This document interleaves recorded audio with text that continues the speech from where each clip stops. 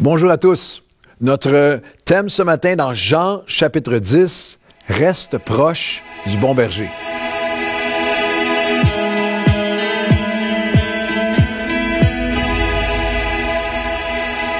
Bon matin à tout le monde, quel que soit le moment du jour où tu vas regarder ce café matinal dans Jean chapitre 10. Notre thème aujourd'hui, reste proche du bon berger. Jésus est appelé berger 3 fois dans le Nouveau Testament. Et à chaque fois, il y a un adjectif qualificatif, descriptif, pour nous rappeler son rôle et son œuvre dans nos vies et à quel point nous avons besoin de rester proches de lui comme de notre berger. Dans Jean chapitre 10, c'est notre chapitre aujourd'hui, et au verset 11, il est le bon berger. Jean 10, 11, je suis le bon berger donne sa vie pour les brebis.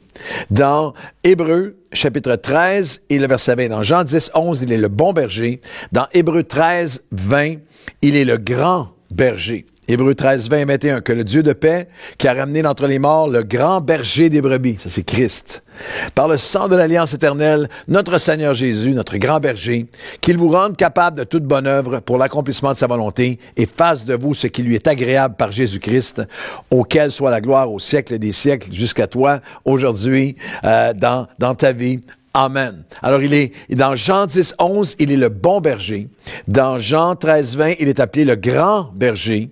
Et dans 1 Pierre, chapitre 5, verset 4, il est le souverain berger. Le bon berger, le grand berger et le souverain berger. 1 Pierre 5, 4. Et lorsque le souverain berger paraîtra, vous obtiendrez la couronne incorruptible de la gloire. Alors, en tant que bon berger, dans Jean, chapitre 10, il meurt et donne sa vie pour les brebis. En tant que grand berger, il ressuscite pour ses brebis dans Hébreux 13, 20. Et il amène la résurrection dans chacune de nos vies. Et comme souverain berger, il revient. Il meurt, il ressuscite et il revient. Le retour de Christ est annoncé. Le souverain berger revient dans sa gloire pour ses brebis, pour donner une couronne incorruptible à ceux qui l'auront fait, qui auront fait de lui leur Seigneur, leur Sauveur et leur Seigneur. Il est le Seigneur, le Sauveur, le Seigneur de ta vie.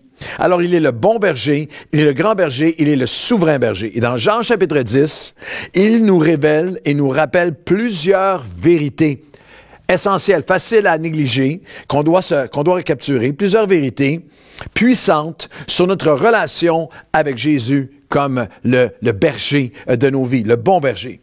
La première, que nous avons tous besoin du bon berger. Dans Jean, chapitre 10, le voleur, verset 10 verset 10 et 11. Le voleur ne vient que pour détruire, égorger et pour voler, égorger, détruire. Moi, je suis venu pour que les brebis aient la vie en abondance. Je suis le bon berger. Le bon berger donne sa vie pour les brebis. Et dans Ésaïe, chapitre 53, nous rappelle que nous avons tous besoin du bon berger, sans exception. Parce que dans Ésaïe 53, 5 et 6, nous lisons, « Mais il a été blessé pour nos péchés, brisé pour nos iniquités. Le châtiment qui nous donne la paix est tombé sur lui. C'est par ses meurtrissures que nous sommes guéris. Nous étions tous errants comme des brebis. Chacun suivait sa propre voie. Tous suivaient sa propre voie. Et l'Éternel a fait retomber sur lui l'iniquité de nous tous. » Nous avions tous besoin du grand berger qui vient offrir sa vie pour nous, qui meurt pour nous, que nos péchés soient mis sur lui. Tous besoin de sa grâce, tous besoin de son pardon, tous besoin de son sacrifice et de sa mort et de sa résurrection, et que nous mettons notre foi dans ce qu'il a fait. Nous avons tous besoin de cette vie abondante qu'il nous offre, parce qu'il offre la vie abondante à tous. Nous avons tous besoin du bon berger, mais nous sommes tous devant des brebis devant lui spirituellement. Et ça, c'est dur pour notre ego. Je lis un livre en ce moment qui est fascinant, qui est un best-seller, plus de 10 millions de copies vendues, qui s'intitule « L'ego est l'ennemi ».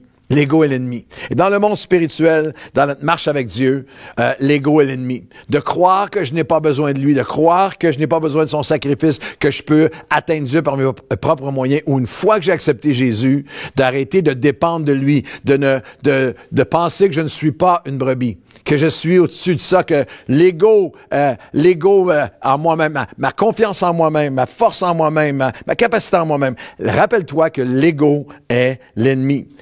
La deuxième notion, c'est que les brebis n'ont aucune chance de survivre à moins qu'elles suivent le berger de près. C'est une analogie, c'est une métaphore spirituelle lorsque Jésus nous compare à des brebis et qui nous appelle à l'humilité, à une reconnaissance de notre besoin devant Dieu, parce qu'il y a des choses que nous savons dans cette analogie, dans cette métaphore spirituelle que nous savons à propos des brebis, c'est que les brebis sont vulnérables sans le berger. Elles sont sans défense sans le berger. Et que tu le réalises ou non, tu as besoin de marcher proche du berger. Que spirituellement, nous avons besoin de ses armes, de sa grâce dans nos vies, de dépendre de lui. Que les bergers, les brebis, sont très influençables, et nous le sommes aussi. Une brebis qui suit vers ce qui peut la détruire. Et nous le sommes aussi, à moins que je marche proche du berger, facilement, tu es capable, je suis apte et j'ai cette tendance facilement à suivre vers ce qui peut me détruire, à suivre des patterns qui sont autour de nous, dans l'éthos de notre société, à suivre les impulsions de ma chair et de mon humanité. Alors, la deuxième notion, c'est que les brebis n'ont aucune chance de survivre à moins qu'elles ne suivent le berger de près. Parce que les brebis ont tendance à s'égarer, et nous aussi, à s'isoler, et nous aussi. Elles ont besoin de soins, et nous aussi. Elles doivent rester près du berger pour être dirigées par lui, et moi aussi, et toi aussi. Pour être conduits par lui, et toi aussi, et moi aussi. Pour être protégés par lui.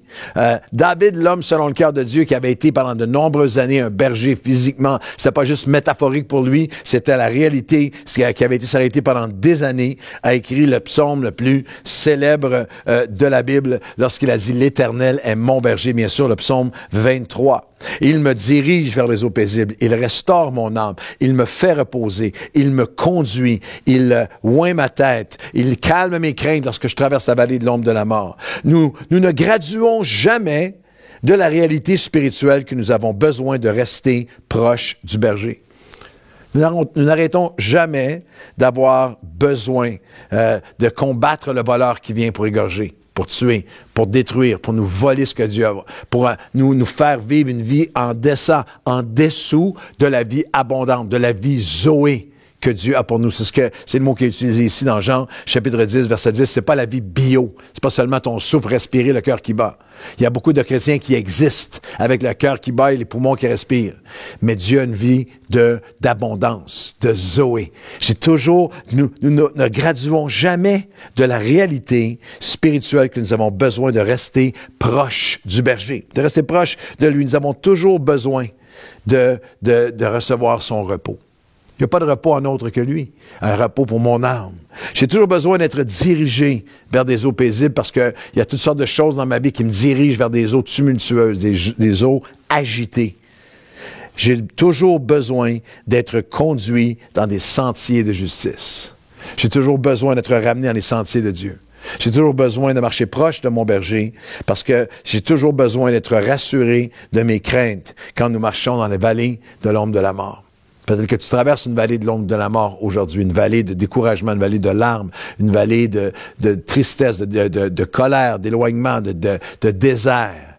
Tu as besoin de marcher proche du berger, de te rapprocher de lui parce que c'est lui qui vient calmer nos craintes pour nos vies, pour nos enfants, pour notre futur, pour notre avenir, pour notre couple, notre mariage, nos craintes pour l'avenir. C'est lui, il restaure mon âme. Lorsque je marche dans la vallée de l'ombre de la mort, il est mon berger. Je ne crains aucun mal. Je marche près de lui, je ne gradue jamais de la réalité que nous avons besoin de rester proche du bon berger. Lorsqu'il dit, c'est lui qui oint ma tête d'huile et qui fait que ma coupe déborde à nouveau. C'était une image très, très, très réelle pour eux. Pour nous, moindre la tête d'huile peut sembler un peu poétique, mais c'était très réel. tous les commentaires bibliques et tous les commentaires historiques et même sociaux sur les us et coutumes de l'époque nous disent que c'était une chose courante. La brebis, encore aujourd'hui, mais la brebis pouvait très facilement avoir des parasites qui s'infiltraient dans ses narines, dans sa tête et qui l'amenaient à un état d'agitation et de souffrance. Et c'était le travail du berger d'appliquer l'huile. L'huile qui nettoie, l'huile qui guérit, l'huile qui purifie, l'huile qui apaise et qui calme à nouveau. Et nous avons besoin de cette huile de l'esprit, de laisser le berger de nos âmes venir restaurer, venir apaiser les tourments dans nos pensées. Le bon berger est aussi le modèle qui nous appelle à confronter les mercenaires spirituels qui abusent encore des gens aujourd'hui, parce que c'est ce que Jésus enseigne dans Jean chapitre 10. Je suis le bon berger, verset 11. Le bon berger donne sa vie pour les brebis, mais lisez le verset 12 à 14. Mais le mercenaire, lui, qui n'est pas le berger et à qui n'appartiennent pas les brebis, voit venir le loup, abandonne les brebis, prend la fuite et le loup les ravit et les disperse. Le mercenaire s'enfuit parce qu'il est mercenaire, parce qu'il ne se met pas en peine des brebis. Et moi, je suis le bon berger, je connais mes brebis et elles me connaissent. Quel portrait important! Jésus, en même temps que nous rappelle à quel point on doit marcher proche de lui, nous donne un avertissement divin qui était réel au temps de la Bible jusqu'à nous aujourd'hui, qu'il va y avoir aussi des mercenaires. Les mercenaires étaient ceux qui étaient engagés à la journée, les brebis ne leur appartenaient pas, ils n'avaient aucun investissement dans les brebis, ils n'avaient aucun intérêt pour les brebis, ils étaient là lorsque le moindre ennemi venait, il parle d'un loup qui vient, il se sauve et abandonne les brebis. Ça, c'est un type.